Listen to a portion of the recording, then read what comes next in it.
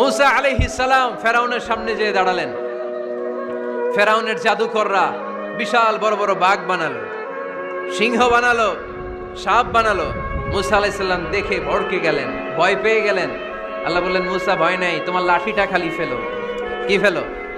মুসা আলাইহিস সালামকে একটা লাঠি দিছে কে? লাঠি ফেলার সাথে সাথে মুহূর্তের মধ্যে হাইয়াতান তাসা, বিশাল এক অজগর সাপ।